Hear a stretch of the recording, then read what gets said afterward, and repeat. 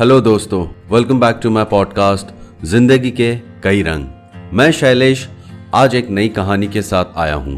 कहानी का टाइटल है वो नैनीताल की बस।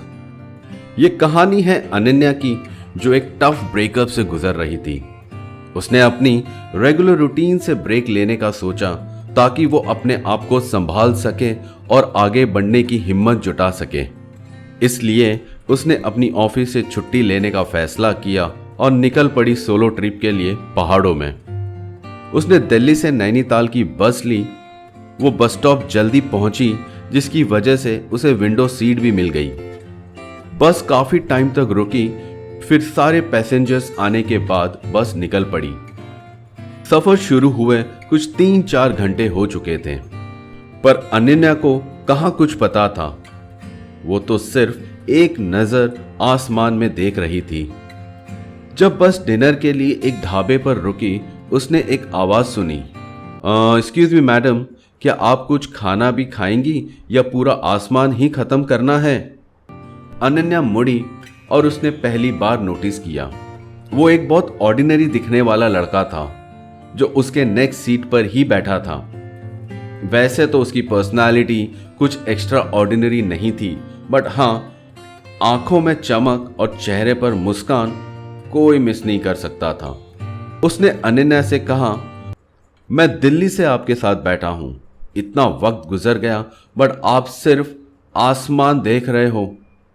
एक पल के लिए भी नजर नहीं हटी आपकी। आई एम श्योर कुछ खास होगा देखने को, बट अपनी सोच को थोड़ा ब्रेक लगाओ और चलो कुछ खा लो, क्योंकि इसके बाद बस पूरी रात नहीं रुकेगी। अनन्या उठी और उसके साथ चल पड़ी। कुछ खाने का मन तो नहीं था उसे, सिर्फ चाय पी और दोबारा बस में लौट आई। कई बार हमें ऐसा होता है कि हमें अगर किसी से कुछ बातें करनी हो तो मन में एक हेजिटेशन होती है। कुछ ऐसा ही अनन्या के साथ भी हुआ। कुछ इनिशियल झिझक के बाद अब दोनों ने बातचीत शुरू की। अपने इंट्रोडक्शन से लेकर कहाँ जा रहे हो, तो क्या खाना पसंद है, क्या काम करते हो, सब कुछ वगैरह वगैरह। रात ढलती गई, पर इनकी बातें खत्म नहीं हुई। अनन्या उसकी बातों में बस बहती चली गई। अनन्या को पता ही नहीं चला कि वो कब धीरे धीरे आर्यन से सब शेयर करने लगी। बातों बातों में उसने आर्यन को अपने ब्रेकअप के बारे में बताया। आर्यन ने बड़े ध्यान से उसकी बातें सुनी और फिर मुस्कुराया और उसने कहा, मैं समझ सकता हूं कि तुम किस दौर से गुजर रही हो। मैं कुछ सलाह नहीं दूंगा, बस इतना ही कहूंगा कि तुम्हें जब कभी भी बात करने का मन करे मुझे कॉल कर सकती हो। शायद तुम्हारे आंसू ना रोक पाऊं, बट हाँ, रोने के लिए कंधा जरूर ऑफर कर सकता हूं। देखते ही देखते सुबह हो गई और वो पहुंचे नैनीताल। आर्यन ने जाते वक्त अनन्या से कहा, अगर टाउन को एक लोकल के नज़र से देखना हो तो ज़रूर कॉल करना। मुझे तुम्हें अपना शहर दिखाने में बड़ा मज़ा आएगा। दोनों ने एक दूसरे से नंबर एक्सचेंज किया और बाय बोलकर अपने अपने रास्ते निकल गए। अनन्या ने होटल रूम में चेक इन किया, बट वो सफर की थकान के बावजूद भी सो नहीं पाई। आर्यन के साथ की हुई बातें अपने दिमाग में रिप्ले करने लगी। सुबह से दोपहर हो गई। उसने कई बार आर्यन को फोन करने के लिए मोबाइल उठाया, बट फिर अपने आप को रोक लिया। उसने ये सोचा, कहीं उसको मैं डेस्परेट ना लगूं। बहुत टाइम तक अपनी सोच से लड़ने के बाद उसने फाइनली आर्यन को अराउंड 4 बजे कॉल किया। वहां आर्यन बड़ा उतावला था। आर्यन ने एक रिंग में ही फोन उठा लिया। उसने कहा, यार मैं इतना बोरिंग था कि तुम्हें कॉल करने में शाम हो गई।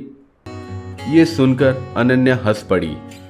उन्होंने इवनिंग में कॉफी पर मिलने का प्लान किया। वो इवनिंग में मिले और फिर से बातों का सिलसिला शुरू हो गया। आर्यन ने उसे अपने शहर की हर प्यारी और छोटी चीज दिखाई। अच्छे रेस्टोरेंट में खाना खाने से रास्ते की चाट तक। वो पहाड़ों में सनसेट देखने और मंदिर में सुबह की आरती भी की। देखते ही देखते फिर एक दिन अनन्या का घर जाने का वक्त आ गया। पता नहीं क्यों वो नहीं जाना चाहती थी। उसे आर्यन के साथ वक्त बिताना बहुत अच्छा लगने लगा था, पर क्या करे, जाना तो था। आर्यन जब उसे बस स्टैंड पर छोड़ने आया तो उसने कहा, अनन्या, ये एक वीक मेरी जिंदगी का सबसे बेहतरीन टाइम था। आई होप तुम बोर नहीं हुई। अगर पलट कर आने का मन किया तो हिचकिचाना मत, और भी बहुत कुछ है दिखाने के लिए हमारे शहर में। अनन्या ने उसे बाय कहा और आर्यन का मुस्कुराता हुआ चेहरा आहिस्ता आहिस्ता उसकी नजरों से दूर होता चला गया। अनन्या वापस दिल्ली तो आई, बट अब किसी भी चीज में मन नहीं लगा पा रही थी। काम तो बहुत था, बट करने का मूड नहीं था। वो पूरा टाइम अपने फोन पर बैठ आर्यन और उसकी फोटोज देखती रहती। वो दोनों रोज एक दूसरे से घंटों बात करने लगे। रोज इवनिंग में उसको कॉल करना या उसका कॉल रिसीव करना अब अनन्या के दिन का हाईलाइट हो गया था।